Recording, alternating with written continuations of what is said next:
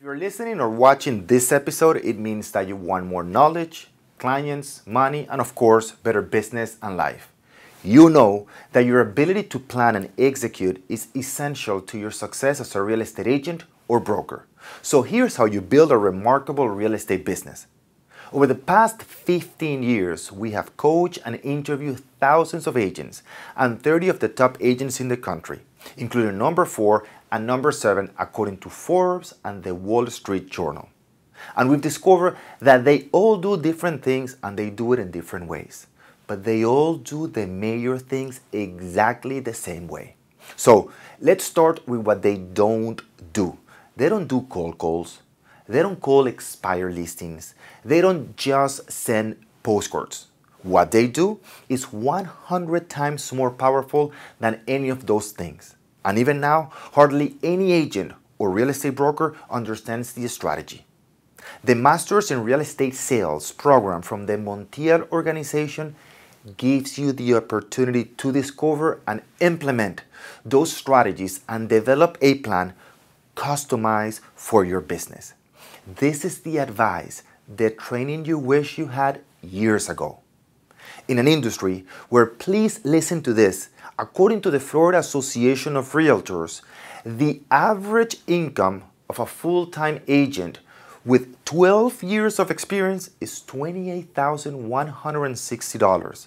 So you must definitely have a clear and simple strategy that actually works. So go to our website, montielorganization.com, or call 305-305-5965 to find out how you can build a remarkable real estate business. So now, let's go back to the interview.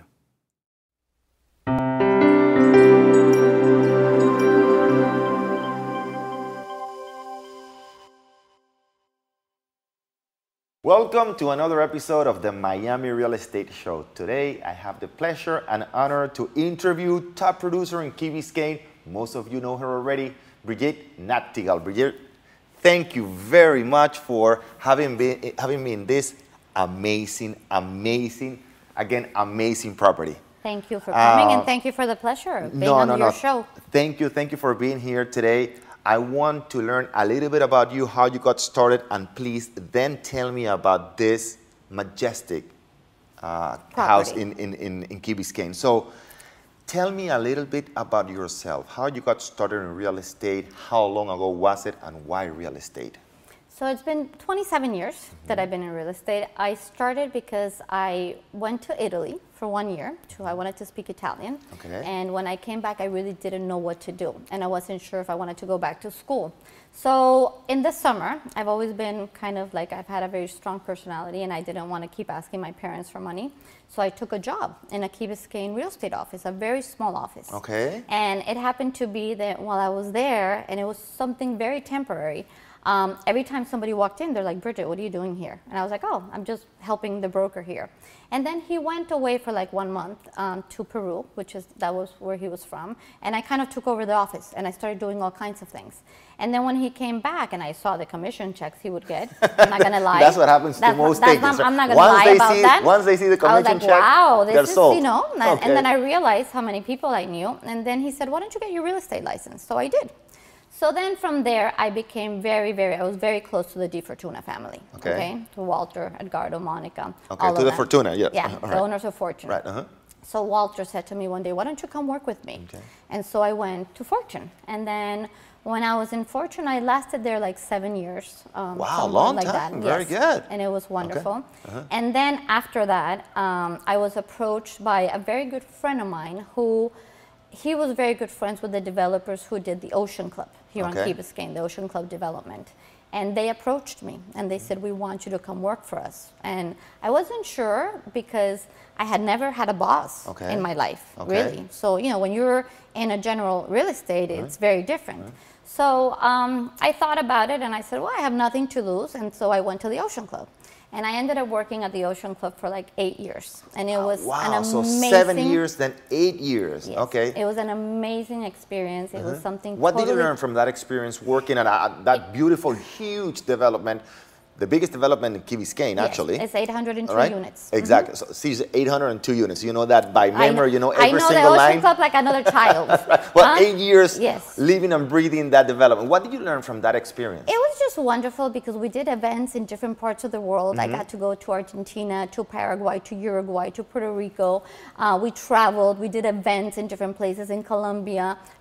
So it was just, you know, the marketing part of it, meeting with people from New York, because one of the things with the Ocean Club is George Soros was the biggest investor in that development. Yes. So I had to meet with people from New York, and it was just learning so much more maybe about marketing and how you really bring these projects to other countries, which in general real estate you don't get to do as much. So did you get to the opportunity to meet George Soros or not? No, I was very close to the person who represented him. Right. They came to Miami all the time. We became really good friends. Incredible. Which is funny because after that, so when the Ocean Club was finishing, you know, at the end when we're turning in most of the buildings, I had 2 kids.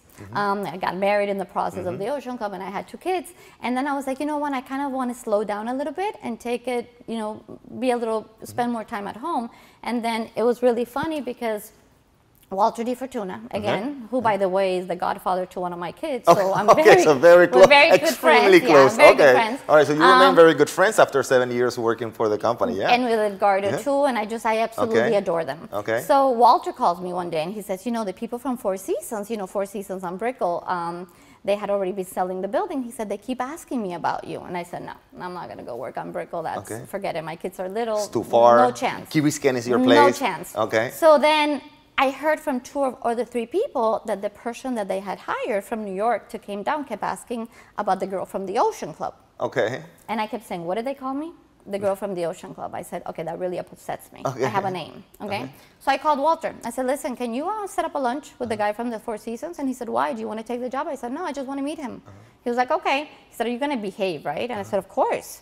So I went to lunch. I met the guy. His name was Brian Collins, who I adored. And I said, listen, I'm here to tell you that I wanted to meet you, but I have a name. Okay. My name is not the girl from the Ocean Club. My name is Brigitte Nachtigall, and I would really appreciate it if you would, you know, refer to me by my name. So, of course, he started cracking up laughing. Okay. In the meantime, Walter wanted to kill me, and he kept hitting me under the table like, I'm going to kill you.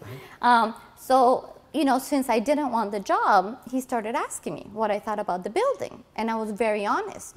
And I said, there's a lot of things you're doing wrong. I said, you have to market South America. I said, you know, I said, Four Seasons is very well known in the world, but at that moment in time, in South America, there was only 2 Four Seasons, one in Argentina and one in Mexico. Okay. And I said, and you're going all about it the wrong way. And I said, and then the other part is, I said, Millennium Partners is huge in the Northeast, but not here. Right.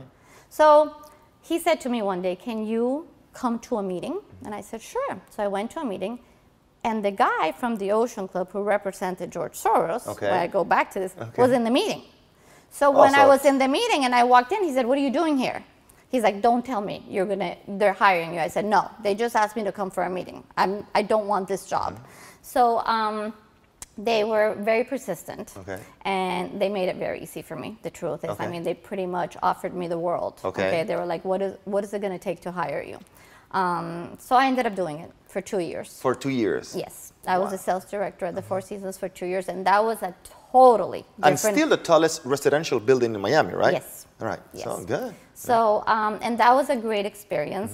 What did you learn from that experience? Something well, the first thing that he did, which he took me up the building when the building was under construction, and you know, I'm not great with, I mean, I like heights, but you know, when the building's under construction, it's a little, you know, you don't scary. Feel safe. So when he took me in the construction elevator, and I realized we were going to go, you know, to like 800 feet, and I just saw the floors going up, you know, 30, 40, 50, and I was like, oh my goodness, you know. And then when I got off from the construction elevator, you know, there's a hole, you know, when you're going to step. And I was like, oh my God, I can't believe I'm doing this, you know. And then there was, you know, all these wind. And then I was like, okay, but, you know, he was like, you're not afraid of heights, right? I was like, me? No, of course not. So we went up, and it was interesting. It was just a totally different dynamic, you know, working with people from New York, working with a huge corporation, Millennium Partners. They're unbelievable. I mean, they're very well known in the country. Chris Jeffries, he was wonderful. I mean, I met wonderful people. I really met wonderful people. So you were with Fortune for 7 years, then with Ocean Club for how many years? 8 years. 8 years, then 2 years. So you have the developer's background, right? Yes. The pre-construction background, selling to South Americans. So how do you become so involved in the Key Biscayne market and so focused and laser targeted in this very specific area which you literally dominate? I coach many other agents. Many of them live in Key Biscayne. I said, no, it's, compete against Brigitte. It's just pretty much impossible. I mean, So when I did Four Seasons, it was wonderful, and I learned a lot of experience of marketing and development. But then I realized, and I told them, and I was very honest with them. I said, listen, when the hotel opens, you don't need me anymore. This is going to sell itself. My job is done. The main thing that I say that I did with them is I brought them to Mexico. And again, because Four Seasons had 2 hotels in Mexico. And we did a huge party with some of the incredible magazines in Mexico. So that was really good. And we've got a lot of clients from Mexico that came to Four Seasons. And after the hotel opened, I said, you know what, I'm ready. And at the same time, the truth is, one of my very, very good friends called me from Key Biscayne, and she said, you know, I want to buy a house on the water, but I'm not going to do anything without you. And I said, I can't. I can't sell it to you. I'm working for a developer. And I said, you know what, let me drive around a little bit. Let me just go and see what's out there. And I remember calling her and said, I saw a great property. You need to buy that because it has 2 fronts on the water. And then I realized, you know what, I think I'm ready to go back to Key Biscayne. And you were living at the time in Key Biscayne, or not? Always living. Always. Okay. Always lived in Key Biscayne. I was brought up in Colombia, in Bogota. My father's German, my mother's Colombian, and we always had a second home in Key Biscayne. So Key Biscayne is my home. This is home for me. It always has been. So I told the people at the Four Seasons, you know, I'm done. You know, you guys don't need me anymore. They didn't want me to leave, but I was like, you know what, I adore you guys. Thank you for the opportunity, but I'm ready to go back to Key Biscayne. So I started with that sale. It all started with that sale. And I decided, okay, I'm going to take it a little more easy. My kids are small, you know, but then because also of working 8 years at the Ocean Club, so many people knew me from the Ocean Club. So they kept calling me. Bridget, I heard you're back in Key Biscayne. Can you take my listing? I want to sell my apartment. Or people who were in the Ocean Club. Just keep feeding that database that you had from previous years. Absolutely, because then people from the Ocean Club that so many knew me said, oh, like, I'm ready to go to a house now. You know, can you sell my apartment and take me to a house? So I was like, of course. And then it just started, you know, growing and growing and growing. And then I decided, you know, as my kids started growing up, I also, for me, it's very important to have a balance in life. And that to me is real success. My children come before anything in my life and my family. But I've been able to have both things because being on Key Biscayne gives me the alternative to be with them, to spend time with them. You know, I come in and out of my house, but my listings are 5 minutes away from my house. So even if it's a Saturday, a Sunday, and I'm having lunch with my family and somebody calls me and says, oh, can you show me this house? I'll be like, sure, at 3. You know, of course. How many listings do you have right now in Key Biscayne? It takes me 2 minutes to get there. I have like 20 listings. 20 listings in Key Biscayne. Now, you have kids, you have a husband, you have a very successful practice. I mean, having 20 listings, it's, you know, it's a lot of work. I want to touch a little bit on time management. How do you manage your time to keep that balance, to be involved in your kids' education, with your husband, social life, and still be able to produce at a very high level in terms of real estate? You have to be very organized. You have to be extremely organized. You really need to know how to time manage your time. Which way? But you know what? The busier you are, the better you get at it. There you go. If you want something done, ask a busy person, right? Like the saying goes. You mentioned to me something off camera that a friend of yours, a friend of hers was very surprised. I think she came to your house last week? She came to my house last week and it was in the week. But by the way, right now it's September 14th, my brother's birthday, so happy birthday, Daniel. So September 14th, 2016. So what happened last week? So my girlfriend came over and we were talking and I said, come to the kitchen with me, I'm wrapping some presents. And she said, whose birthday is it? What are you wrapping? I said, I'm not wrapping anybody's birthday, I'm wrapping Christmas gifts. Oh my God. And she looked at me in this disbelief, and her face, she said, you know what, I actually just don't like you. I'm like, you know, I don't like you. What do you mean you're wrapping Christmas gifts? I said, listen, Come October, things will start getting really busy. Okay, you see, planning, very good. The market will start getting more active. You know, there's just a lot more social events. Art Basel, you know, the boat show, the tennis, this, that. You know, Christmas, which Christmas for us is huge. So I said, why am I going to put myself in that situation in November? That's a German part over you. Yeah, I told you I'm half German, half Colombian, so my German blood always kicks in. I tell my father all the time thank you, because that German blood kicks in all the time, and I'm extremely organized. I'm a very organized person.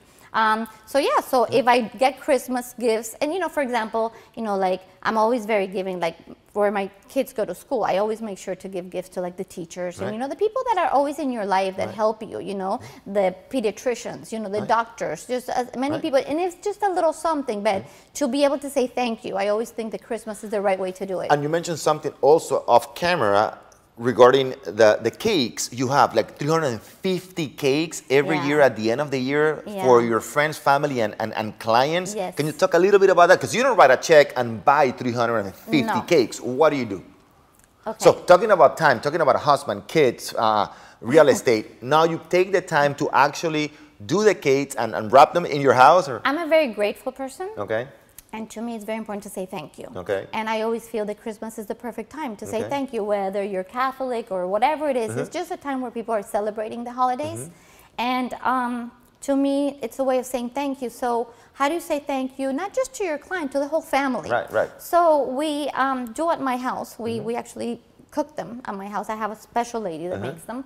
And she comes to my house for like a month, and then I have to tell you, I have to tell you the funny story because I have a little dog, and it really smells like rum because the rum cake. So my whole house smells like rum. So you see my dog walking around like, you know, for the whole month. It's kind of like, okay, I like this time of year because it smells like rum. But it's the funniest thing. So I made it a tradition. Okay. Very nice. And so even the police department, the fire department, the village of Key Biscayne, like when Christmas comes around, they'll start asking, has Bridget been around? Where's Bridget? Has Bridget been around? The schools, like they can't wait until I take the rum cakes. That's a great way to get to know, for people to get to know you. And I know you do it for your family and your friends, but still, the funny thing is that many times, for example, like I'll send a rum cake to somebody that I sold a house 5 years ago. Right. And I'll get the nicest text. Oh my God, you didn't forget me. You still remember me. And I'm like, again, I'm very grateful. I'm always going to remember you. There you know? Go. Very so good. Thank you. You know, thank you because you let me be, you know, when you're in real estate, that's something that people don't understand. You really become part of that person's life. You're making a very important decision. You know, when you're buying your home, that person's letting you into their life. So, you know, you have to say thank you. So the rum cakes have become a major tradition. Of course, my son, I have a 14-year-old and an 18-year-old, and then I have two stepsons, so we're 22 and 26. It's a big family. Yeah, I say they're all mine. Okay. I travel with them. I take all four everywhere. But my little one is a character. He's 14 years old. He's extremely social. So every year he does the same thing to me. So, you know, I give to his teachers, obviously, to the staff. And every year I have to do like 20 extra because he'll come, Mommy, do you remember my teacher from 5th grade? I ran into her in the hallway and she's like, you know, Nikki, are you doing rum cakes this year? So can I please give her one? And I'm like, of course. Then the next year he'll go, Mommy, remember my coach?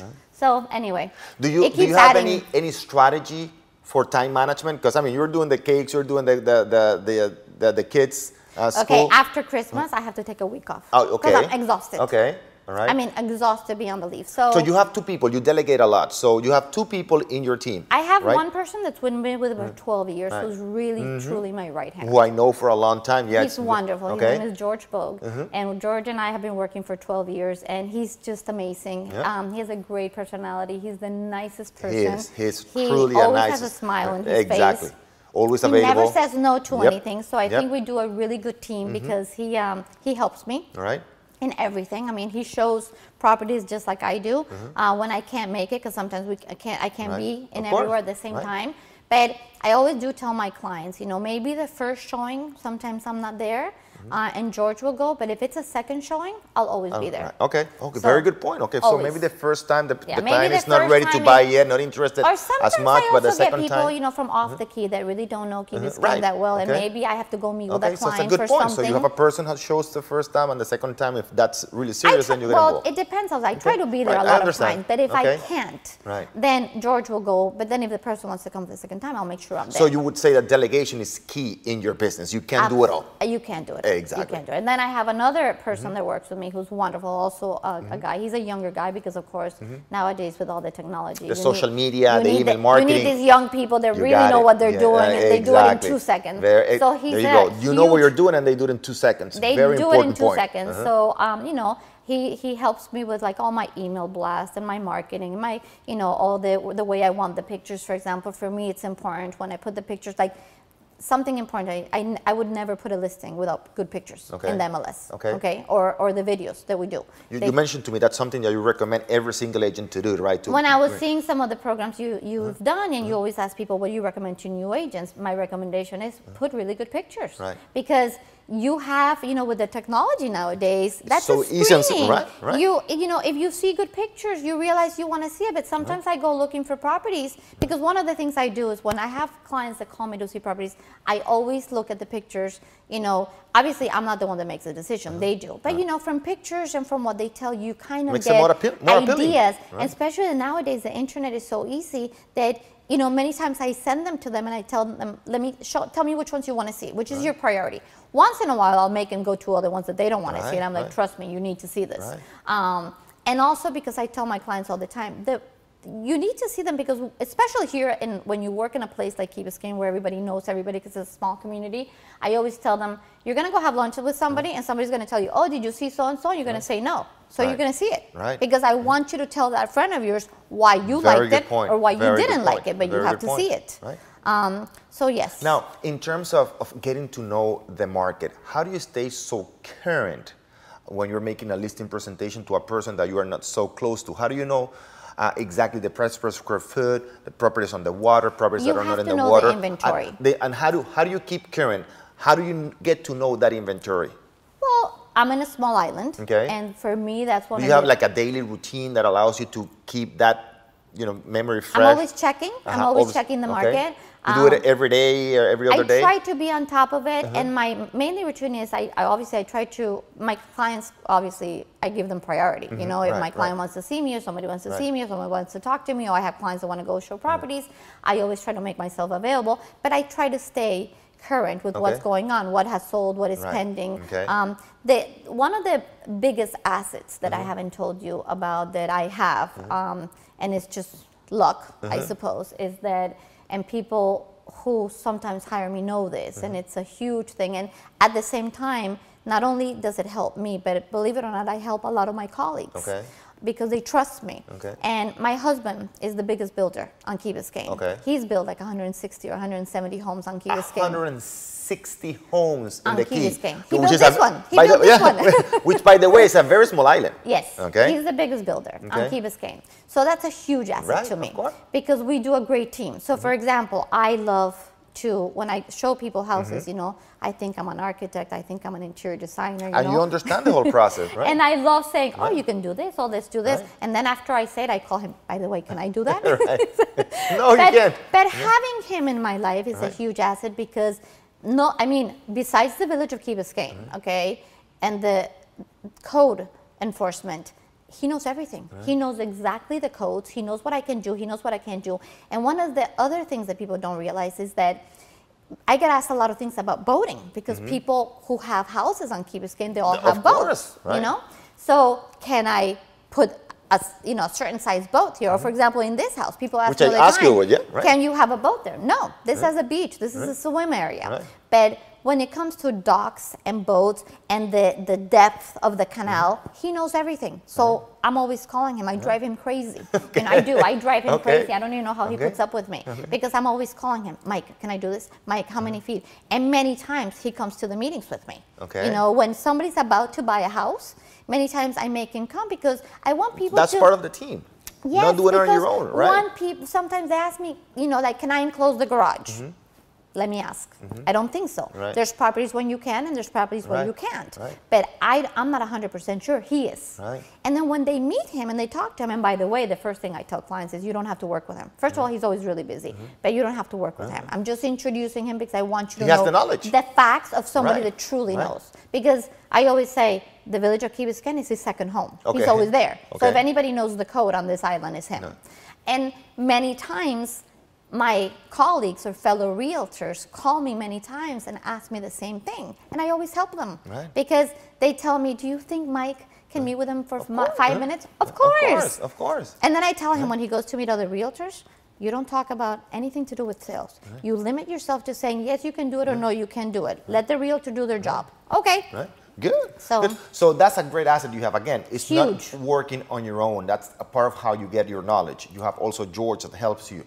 So it allows you to spend more time with your friends, with your family. You also have very, very important that keeping in touch with. I think in what I see from you is that you make sure that you keep a very warm and close presence with everybody around you. It doesn't have to be only clients, okay? No. Which is it's and a great asset. I also become one of the things that I enjoy the most about real estate is that I could become friends with my clients. Most of my clients I become really good friends with. Like I get invited to their kids' weddings and to their bar mitzvahs and to the grandsons. That's developing the relationship, which we talk so much about. It's not a transaction, it's a process. Building the relationship is what actually will allow you not to work so hard in the future. Like you said, I build this relationship in Ocean Club, then clients are calling me. Exactly. Most agents forget about truly developing that relationship. They get caught up in the day-to-day operation that they don't do that relationship building, which is key to actually building the business. Absolutely. I stay in their lives. I become friends with them. I'm very honored sometimes when they invite me,